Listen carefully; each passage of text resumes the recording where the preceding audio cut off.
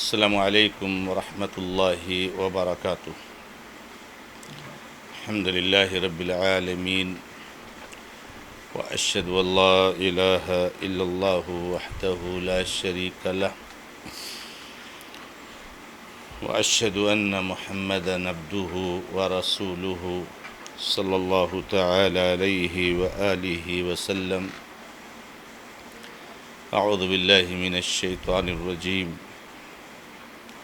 بسم اللہ الرحمن الرحیم۔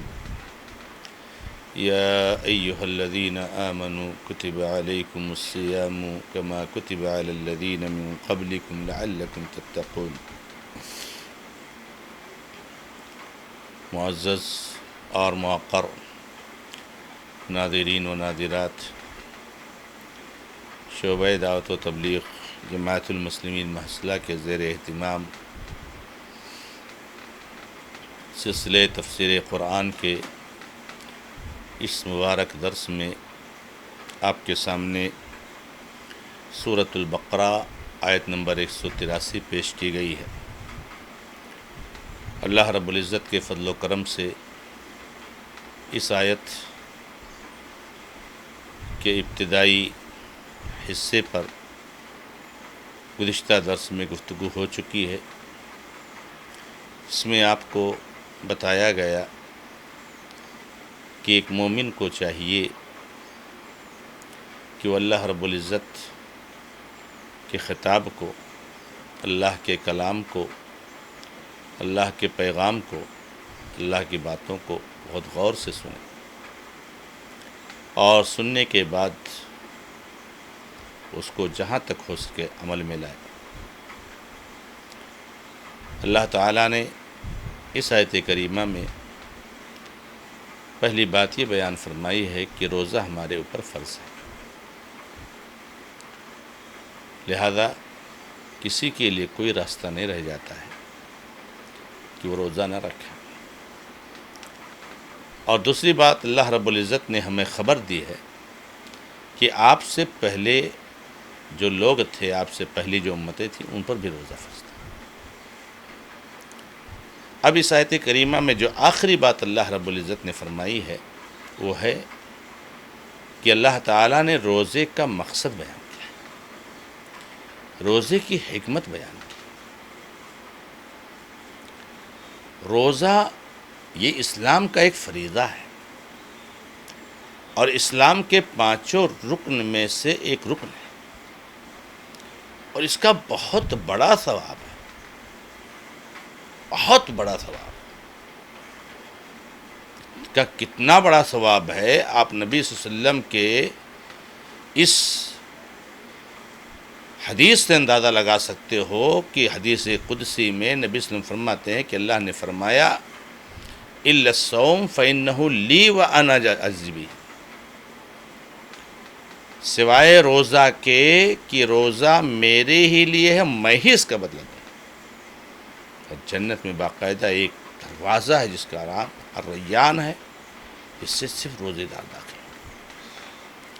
تو روزہ کا بہت بڑا ثواب ہے، اس کا اجر بہت بڑا ہے، لیکن روزے کی فرضیت کا مقصد صرف یہی نہیں ہے کہ آپ روزہ رکھیں اور روزے کا جو بڑا ثواب ہے آپ اس کو حاصل کر لیں، یہ مقصد نہیں ہے۔ اور اسی طرح سے اس جملے سے یہ بات بھی ثابت ہوتی ہے اور معلوم ہوتی ہے کہ روزہ جب کوئی آدمی رکھتا ہے تو روزہ کا ایک اثر ظاہر ہوتا ہے، روزہ کا ایک رزلٹ آتا ہے، آپ ثواب پاؤ گے اللہ تعالیٰ کے ہاں، وہ ٹھیک ہے، لیکن ایک اس کا رزلٹ، اس کا ایک اثر دنیا میں بھی نظر آتا ہے اگر صحیح سے روزہ رکھتا ہے۔ اگر وہ اثر اس پر ظاہر نہیں ہے تو اس کا مطلب کہ اس کا روزہ صحیح نہیں تھا، اس کے روزے میں کوئی نہ کوئی کمی ضرور رہی ہوگی جس کی وجہ سے اس کو روزے کا یہ اثر نہیں ملا جو قرآن نے بیان کیا ہے، اور وہ کیا ہے؟ تقویٰ کا حاصل ہونا، جب کوئی آدمی روزہ رکھتا ہے تو یہ اثر ہوتا ہے اس کا، یہ تاثیر ہے اس کی کہ روزہ رکھنے والے کو روزہ متقی بنا دیتا ہے، اس کے اندر تقوی آ جاتا ہے۔ اب اگر کسی کے اندر تقوی نہیں آتا ہے تو یہاں پر دو باتوں میں سے ایک بات، اگر آپ کا روزہ بالکل صحیح ہے، آپ نے اس کے اصول اور آداب کو مکمل کرتے ہوئے آپ نے روزہ رکھا،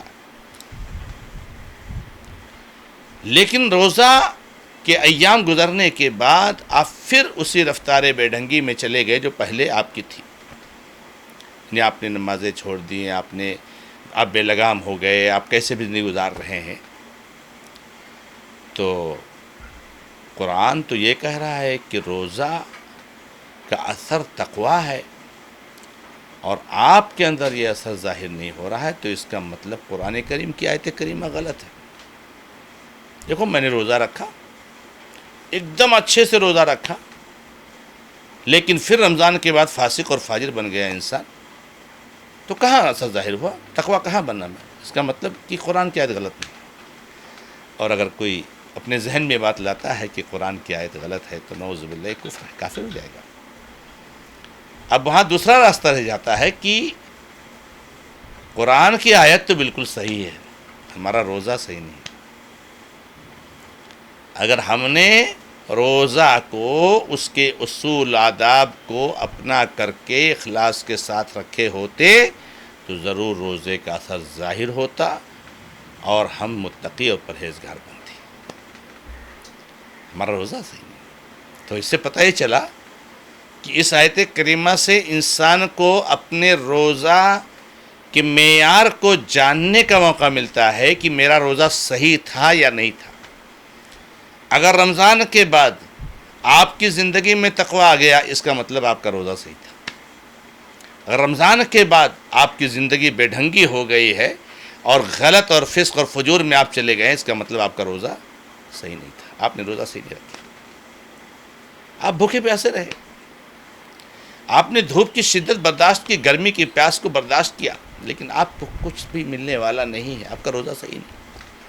اسی کو اللہ کے نبی محمد رسول اللہ صلی اللہ علیہ وسلم نے فرمایا، کم من صائم لیس لہ من صیامہ الا الجوع والعطش۔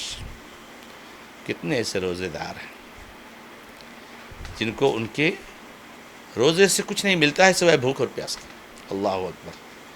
ہم کو اللہ تعالیٰ سے دعا کرنی چاہیے میرے بھائیوں میری بہنوں کہ اللہ تعالیٰ ہمیں ان لوگوں میں سے نہ بنائے جن کے روزے کا کوئی فائدہ نہیں ملتا سوائے بھوک پیاس کا۔ ہمیں اپنی زندگی میں تبدیلی لانی چاہیے۔ ایک مہینہ اللہ تعالیٰ نے آپ کو ٹرینڈ کیا ہے، ایک مہینہ اللہ نے آپ کی تربیت کی ہے، پھر بھی آپ کے اندر کوئی اصلاح سدھار نہیں۔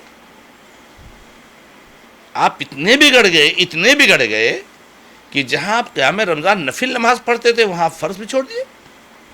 یہ کون سا روزہ آپ نے رکھا میرے بھائی؟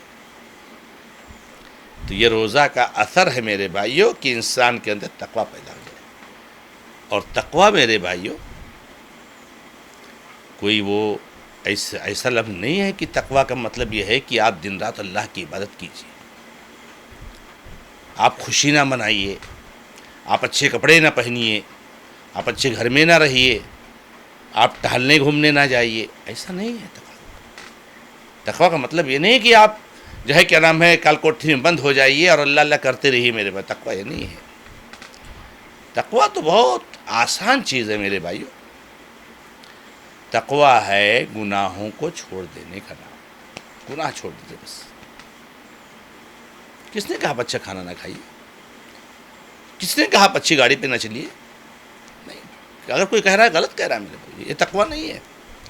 تقوی ہے گناہوں کو چھوڑنے کا۔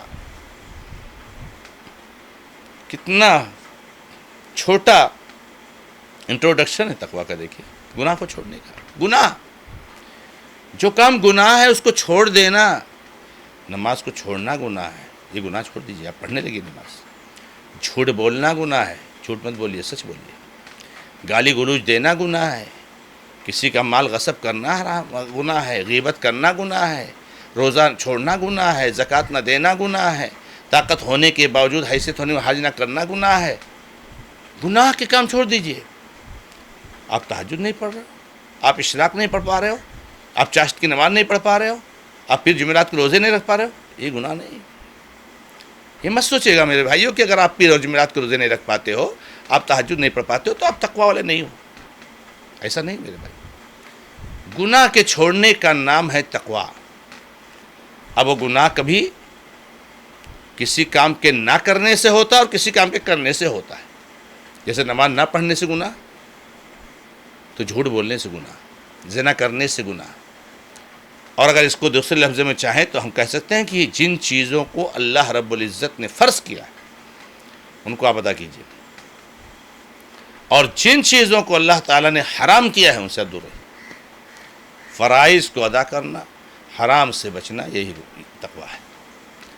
تو روزے کا یہ مقصد ہے میرے بھائیوں کہ ہمارے اندر تقوی پیدا ہو جائے. تقوی کا مطلب ہی نہیں کہ آپ فرشتے بن جائیں، یہ بھی مطلب تقوی کا نہیں کہ آپ فرشتے بن. اب آپ سے گناہ ہونا ہی نہیں چاہیے. گناہ تو ہونا ہی ہونا ہے کہ انسان سے، انسان بنو آدم سے گناہ ہونا ہی ہونا ہے. لیکن جب بھی گناہ ہو جائے اللہ کی طرف رجوع کر لیجئے، توبہ کر لیجئے. ورنہ مومن کی یہ پہچان ہے، یہ علامت ہے کہ اس سے گناہ ہوتا ہے. مومن کا مطلب نہیں گناہ نہیں ہوتا ہے، گناہ ہوتا ہے، غلطی ہوتی ہے، فوراً اللہ سے توبہ کر لیتا ہے. تو یہ میرے بھائیوں اور میری بہنوں روزے کا مقصد ہے کہ اللہ تعالی ہمیں اور آپ کو متقی، پرہیزگار، تقوی والا بنانا چاہتا ہے. اب ہمیں اور آپ کو جائزہ لینا چاہیے کہ آج یہ رمضان کو گئے 15-20 دن ہو گئے. اب ہم اپنی زندگی کو دیکھیں کہ ہماری زندگی میں کتنا تقوی پیدا ہوا، کتنا نہیں پیدا ہوا. کیا ہم نے روزہ کی حکمت کو حاصل کیا، اس کے مقصد کو حاصل کیا، یا ہم نے حاصل نہیں کیا؟ اگر ہمارے اندر تقوی آ گیا، جہاں ہم فرائض نہیں پڑھتے تھے پڑھنے لگے، جہاں ہم جھوٹ بولتے تھے جھوٹ چھوڑ دیا، جہاں ہم غیبت کرتے تھے غیبت چھوڑ دیا، جہاں ہم روزہ نہیں رکھتے تھے ہم نے روزہ رکھنا شروع کر دیا، جہاں ہم اور گناہ کے کام کرتے تھے وہ ہم نے چھوڑ دیا، تو اس کا مطلب ہمارے اندر تقوی پیدا ہو گیا. اس لیے روزے کا مقصد تقوی ہے. اپنے اندر تقوی پیدا کیجیے، صالحیت پیدا کیجیے، نیک اعمال کو انجام دیجیے، برائیوں سے بچیے. اللہ رب العزت دعا ہے کہ رب العزت ہمیں اور آپ کو روزے کے مقصد کو حاصل کرنے کی توفیق عطا فرمائے. هذا ما عندي والله تعالى عالم، والحمد لله رب العالمين، وصلی اللہ علی محمد وسلم تسلیما کثیرا، والسلام علیکم ورحمۃ اللہ وبرکاتہ.